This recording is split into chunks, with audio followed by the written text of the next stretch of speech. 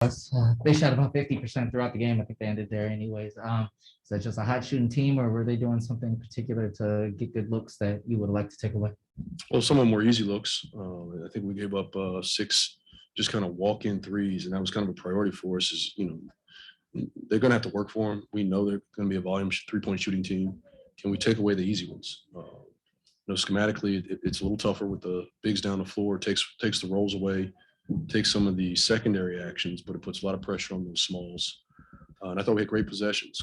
Corey had some good ones. Spencer had some good ones. Pope, at times. But the easy ones in transition, the kick aheads, the easy transition walk-in threes, offensive rebounds, that can't happen.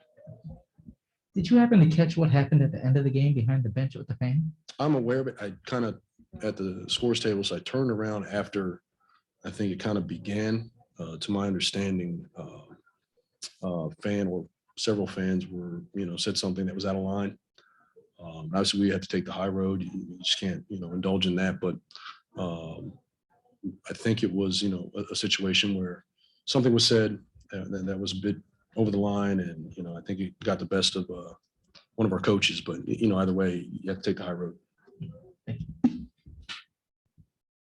Wes, in particular, during that stretch from the start of the third quarter to the start of the fourth, what made them generate all that distance in terms of the score? Well, then we had some stretches into the second, and there were 3 stretches in the third, or middle of the third, where I thought we were hanging in there. We struggled to make shots, and you kind of look at it. We shot roughly the same number of threes, got up to roughly the same number of field goal attempts, and they're a really good shooting team, and they make life difficult on the offensive end for any team. But they had those spurts, and we were able to cut it to 7, and then I think that last 350 of the quarter is where they just kind of accelerated and created the separation that we saw. Combination of technicals, things that stopped at the play, I thought gave them some momentum. But we have to find a way to weather that storm and not let it get to where it got. You have a unique perspective because you've been a professional in this game for 20 plus years.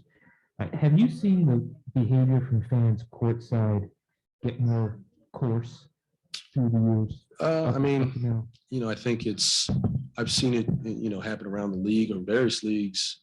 You're just more aware of it maybe, but it does happen. And I think in the last probably year and a half, since fans have been, back in arenas at times, it has gotten a bit more egregious.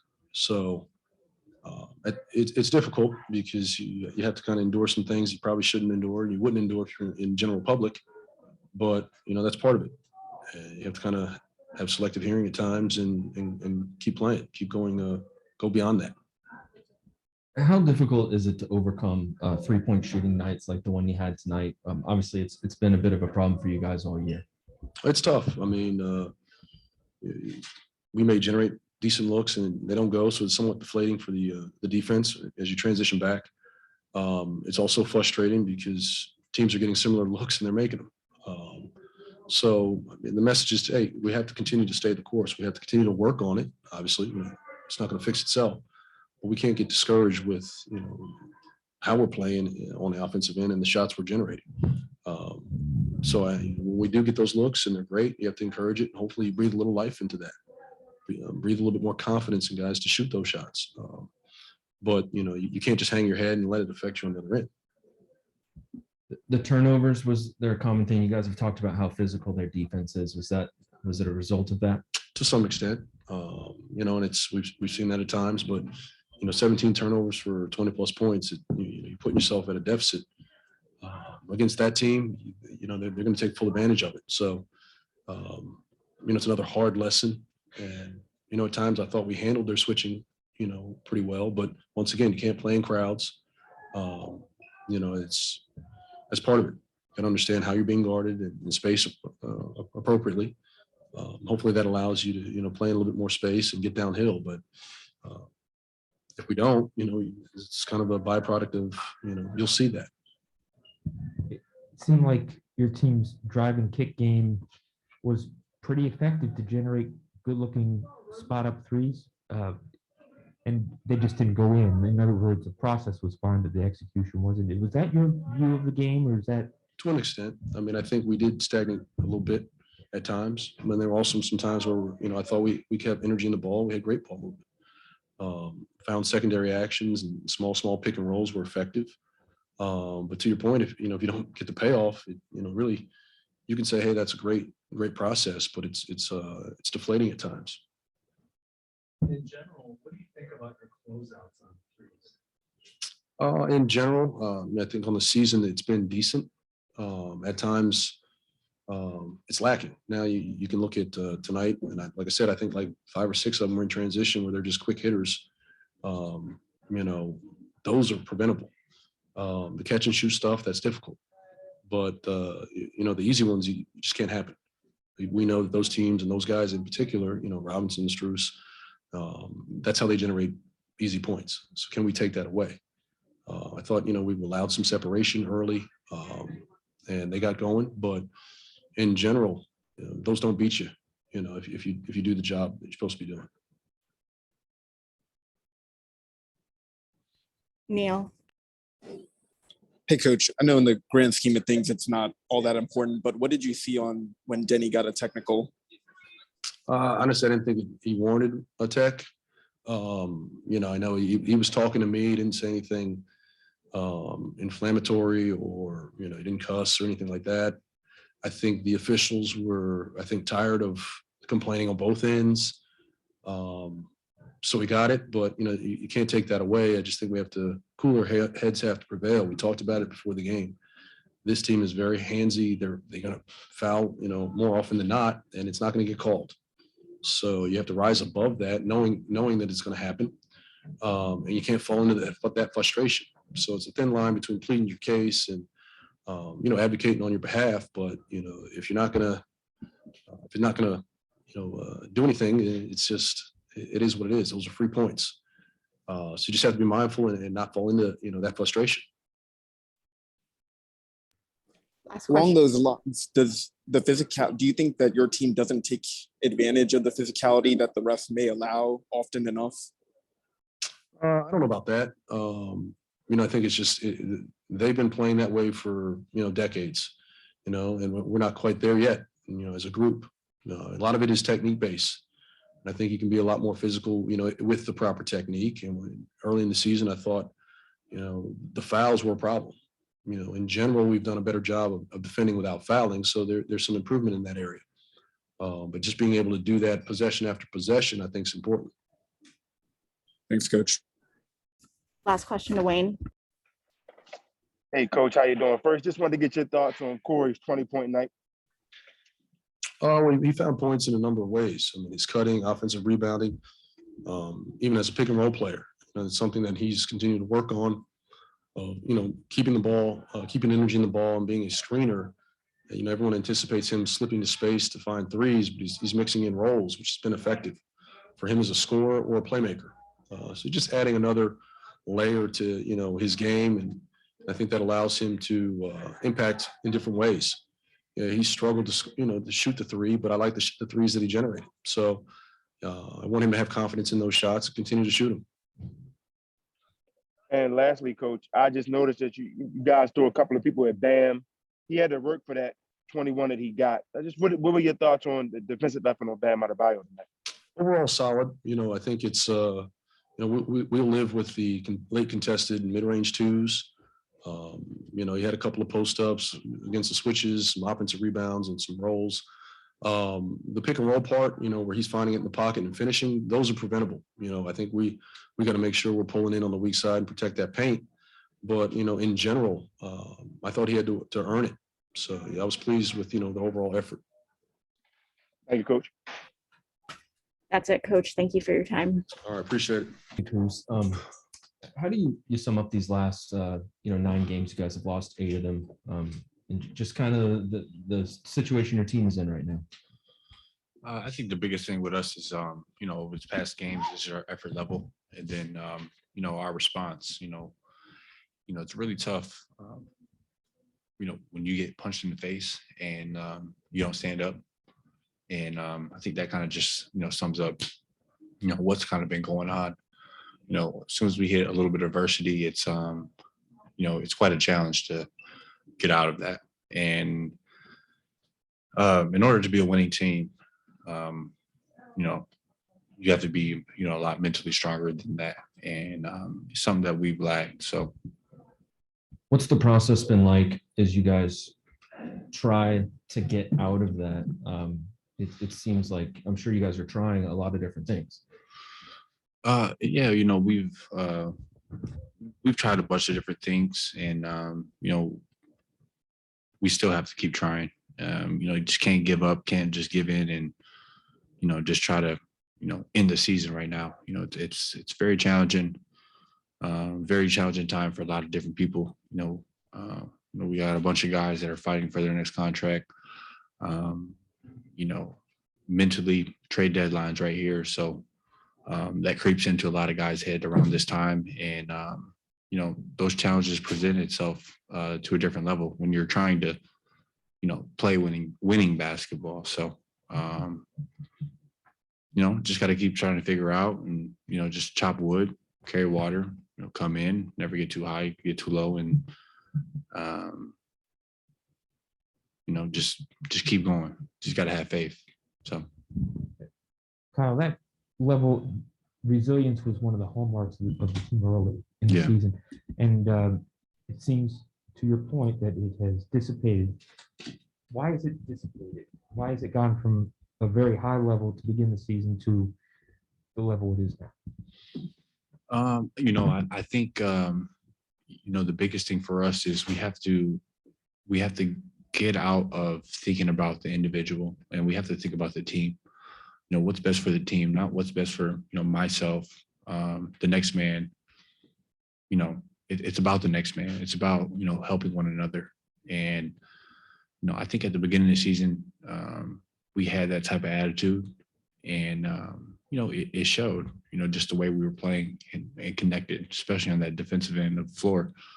So for us, when you asked about the resiliency and how it dissipated,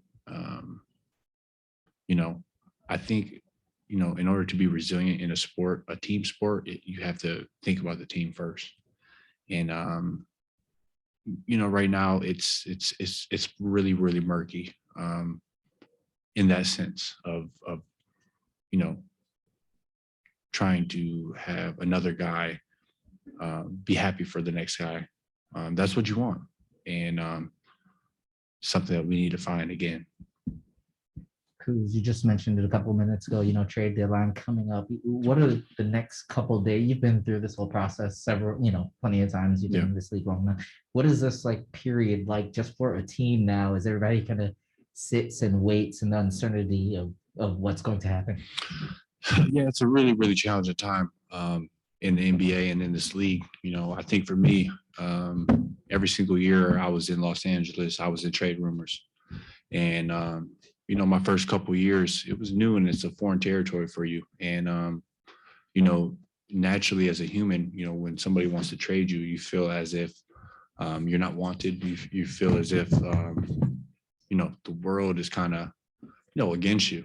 And that affects you as a human. And then correspondingly to the basketball court, affects your play.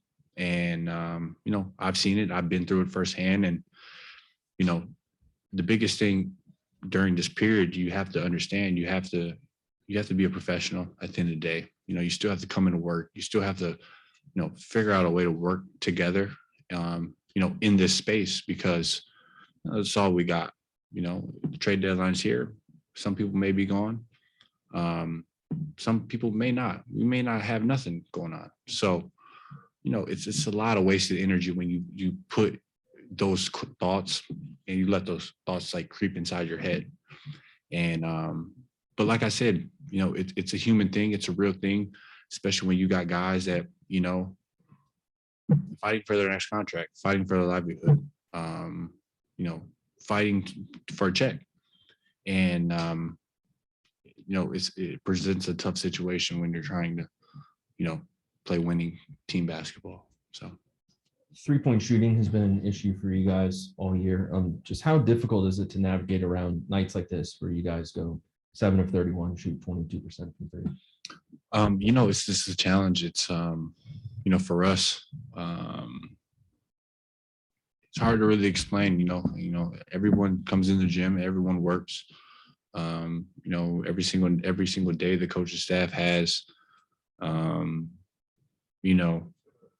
a sit time for everyone to shoot, pre-practice, post-practice, and most guys are out there. And it's just, I don't know if it's a mental situation that we're going through that we can't knock down open shots, or maybe we're not generating the right shots. A lot of distress shots.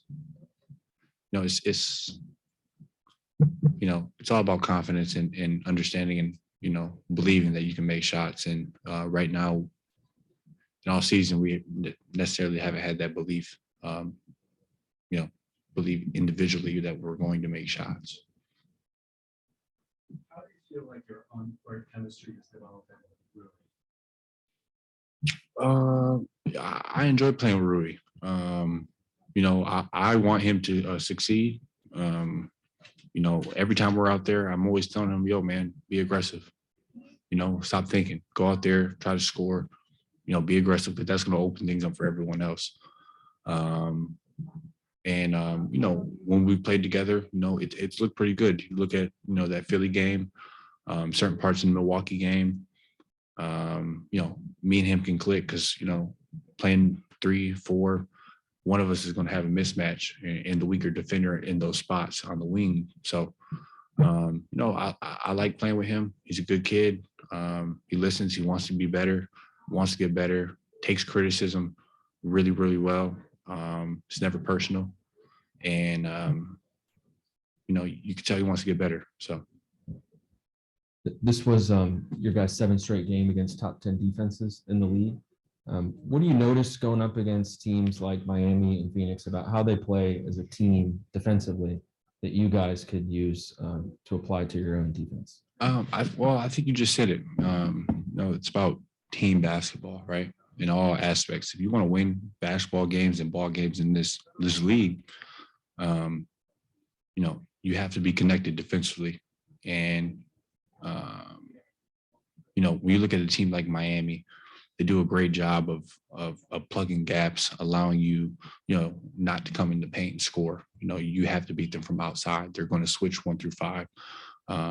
They have very, very smart defenders, high IQ guys, a lot of good vets, that have played quality, winning, meaningful basketball in this league. So, if you look at most of the teams in this league that, like you said, top 10 defenses, they all have one thing, a couple things in common. And, that's one, high IQ guys, selfishness, knowing that, if someone gets beat, they're going to have somebody behind them. And then 3, they communicate. And I think those are 3 things that we can kind of, learn from this stretch of, taking L's, I like to call them lessons. And hopefully, collectively as a team and the unit, we learn something from it. Matt? Hey, Kuz, just going back to the trade deadline and what you were kind of speaking about, when things are going like this, do you expect there to be major changes?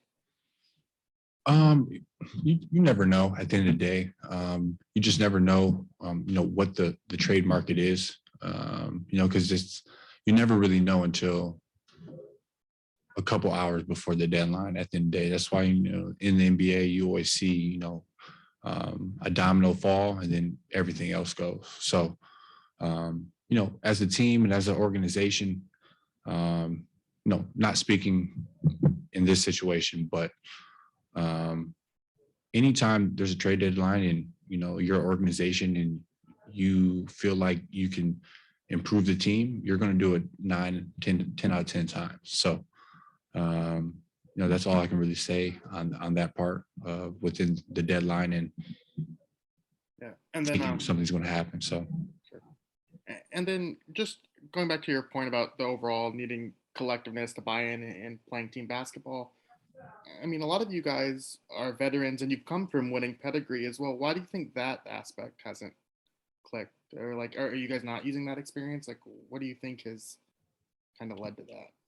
Well, it's really tough. You know, if you look at our team, you know, me and Pope are the only, you know, champions, you know, that aspect, you know what I mean? So, you know, it's a challenge trying to convert yourself to play winning basketball. You know, I kind of go back to my third year in the league.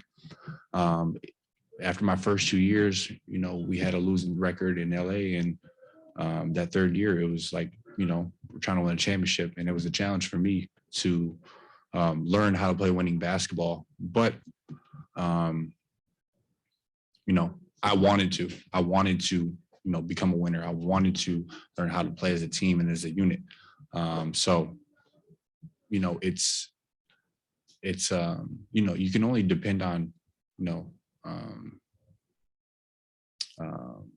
you know, former experiences only so much, you know, because you can only control what you can control. And, you know, you just got to hope everyone collectively wants to do that and wants to be a part of something bigger than themselves.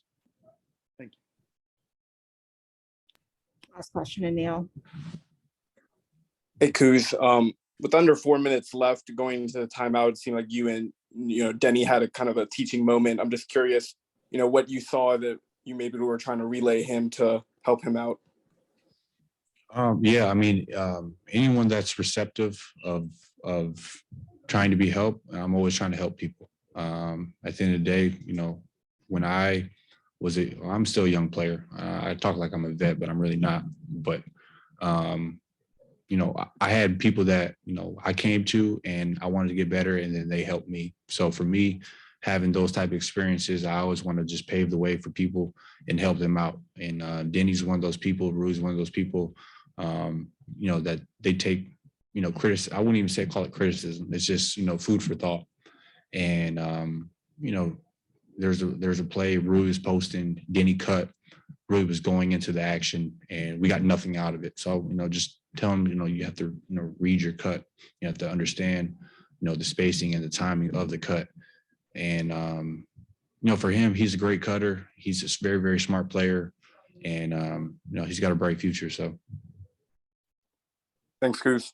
Yep. That's it, Kuz. Time. Appreciate you. Yeah. Where do you think this game got away from you guys, particularly there in the second half?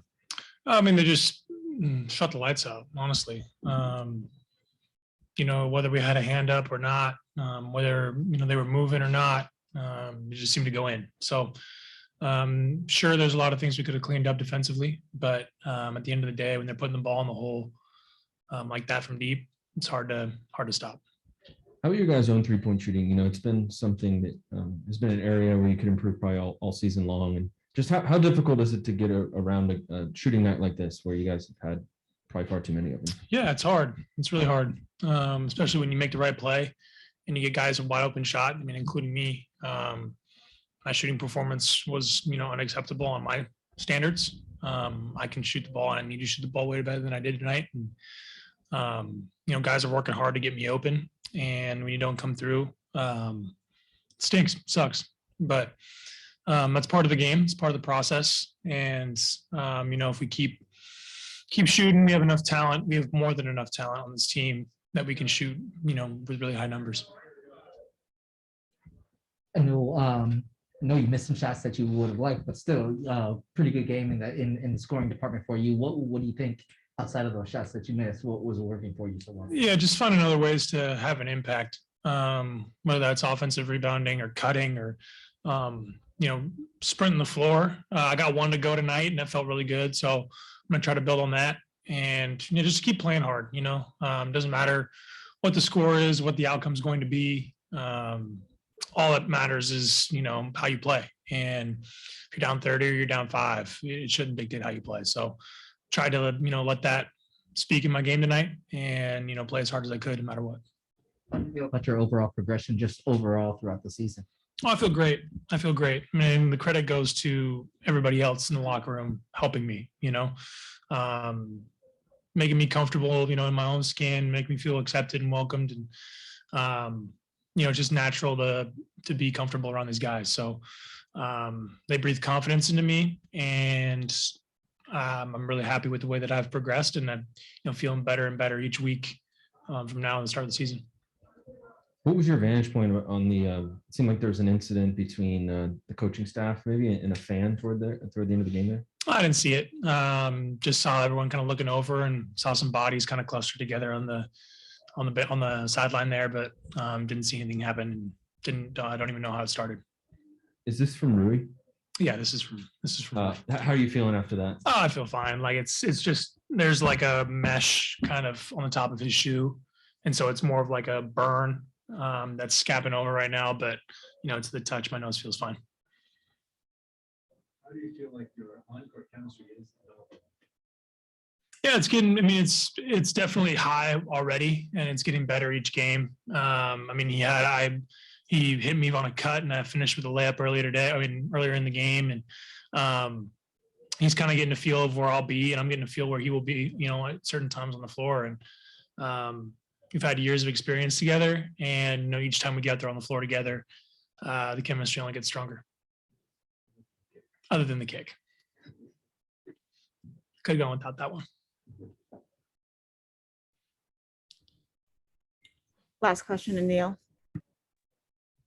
Hey, Corey, obviously you guys, as an organization thought, okay, we're going to have a lot of shooters on the floor, between you, KCP, you guys have a lot of on paper guys who can shoot the ball.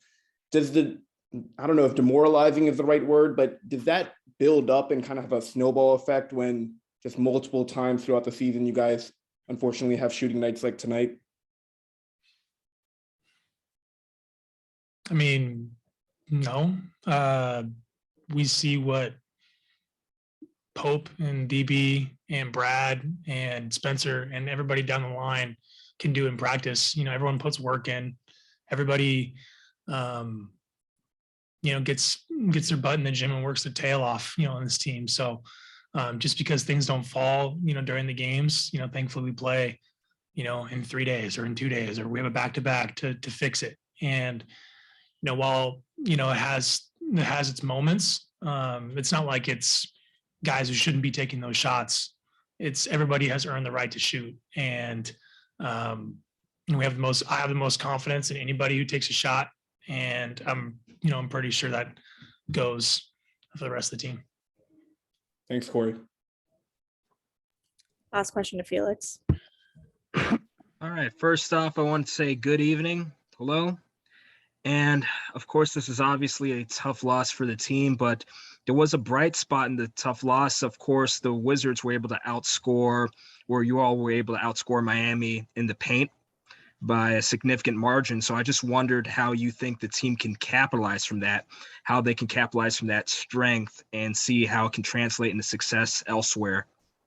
You just got to keep attacking the paint. I mean, honestly, Trez and TB and, the other guys are so good at getting in the paint, and Brad, when he's back, is really good at getting in the paint. So it's a strength of ours. We're going to live at the rim. We're going to make teams adjust. And, a team like Miami lives on, clogging the paint, and we still got buckets, in the paint against them. And, just miss those shots from outside that were going to be complementary to that. So that's our game plan going into every game. We got some great scorers at the rim, and, that's no secret to anybody in the league.